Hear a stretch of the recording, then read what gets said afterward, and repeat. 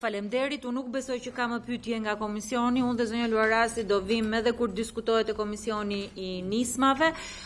Ju ftoj që të lexoni njëkohësisht dhe komentet që kanë ardhur në platformën e shoqërisë civile. Ka disa komente për ju, janë publike, po nëse doni stafi I komisionit ja u vë në dispozicion. Pasurimi I raporteve të ardhshme vjetore ka qenë një shqetësim që me zonjën Luarasi këtu me organizatat e shoqërisë civile ne diskutuam si problematik, sepse raporti juaj pati kritika për mënyrën se si paraqitet. I vështirë për t'u lexuar, na cituan dhe na thanë që ka një pjesë shumë të madhe aneksesh të panevojshme, domethënë disa institucione, jo vetëm ju. Vështirë për t'u konsultuar, raporti ishte shumë I shkurtër, shumë tabela të cilët nuk jepnin thelbin. Kjo varet dhe me një format raportimi që do ketë kuvendi, se nuk është në dorën e institucionit. Së dyti, publikimi si pjesë strukturore e raporteve vjetore I pasqyrës trajtimit të ankesave sipas kategorive, që është diçka që këtu lindi si pyetje të paktën në 3 raste, dhe hartimi I një strategjie strukturuar të edukimit mediatik, ku këtu u ngrit si diskutim nga zonja Luarasi, po edhe nga të tjerë për sa I përket platformave, për sa I përket mënyrës së transmetimit të mesazhit. Do të përgatisim një rezolut të cilët doja propozojmë dhe komisionit tjetër për të vazhduar diskutimet. Shumë faleminderit dhe kolegët e tjerë më sigurojnë që unë I përfundova të gjitha çështjet dhe nuk ka çështje tjera. Zoti Kurti kishte disa pyetje, po u tërhoq mbasi I ezaurova unë disa nga komentet. Faleminderit dhe punë të mbar. 2 elemente përpara dhe më pas do t'i bido për procedurë. Elementi I parë është Komisioni ka ngritur një grup pune për sa I përket kontrollit post-legjislativ të ligjit për asistencën sociale. Zonja Zaka, zonja Luarasi dhe unë jemi pjesë e këtij grupi pune.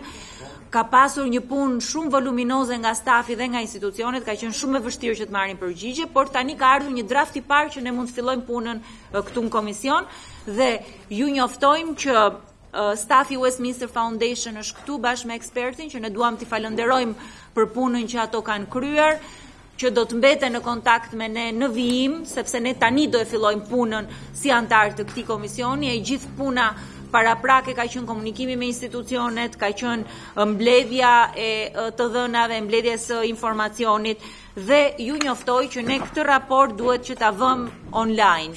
Dhe në momentin që e vëmë online, fillojmë marrim komente dhe grupi I vogël I punës fillon dhe përfshihet në mënyrë intensive.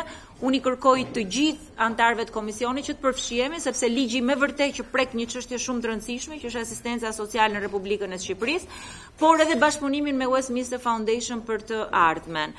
Thënë kjo, vendosim online raportin e PLS-s dhe kemi 2 rezoluta. Rezoluta për mbrojtjen e komisionerit nga diskriminimi, që është zonja Bodini relatore. Po, do bëni një prezantim apo jeni në rregull, keni ndryshime nga ajo që prezantuat atë ditë? Do ta merrni fjalën për një koment shkurt? Okej, është në rregull rezoluta që është prezantuar, opozita nuk do të marrë pjesë në votim. Hedhim për votim rezolutën, pro, kundër, abstenim, miratohet. Rezoluta për radio televizionin shqiptar, zonja Luarasi e ka prezantuar. Unë kam bërë në emër të opozitës disa propozime, kemi diskutuar deri në moment fundit dhe unë ja jap fjalën zonjës Luarasi për 2 specifikime të vogla. Atëherë në kuadër edhe të diskutimeve që patëm me dëgjesën e organizatave të shoqërisë civile dhe atyre kryesisht të shoqërisë civile që kanë lidhje me shoqatat e medias, ram dakord që të forcohet pavarësia institucionale dhe editoriale dhe ndërmerren masa konkrete për garantimin e pluralizmit editorial në përputhje me standardet europiane. Dhe elementi tjetër që shtuam nga rekomandimet është të rritet transparenca përmes publikimit vendimeve dhe dokumentacionit shoqërues të organeve drejtuese si dhe të aseteve që administron Radio Televizioni Publik Shqiptar. Kisha shumë kërkesa të tjera, por ne vendosëm që një pjesë e tyre janë pjesë e punës rutinë, janë aktivitete që RTS-ja kryen dhe ram dakord që të kemi disa elementë që të jenë udhëzues në punën e Radio Televizionit Shqiptar. Hedhim për votim pro, kundër, abstenim, miratohet. Zoti Bido ma ka kërkuar për procedurë.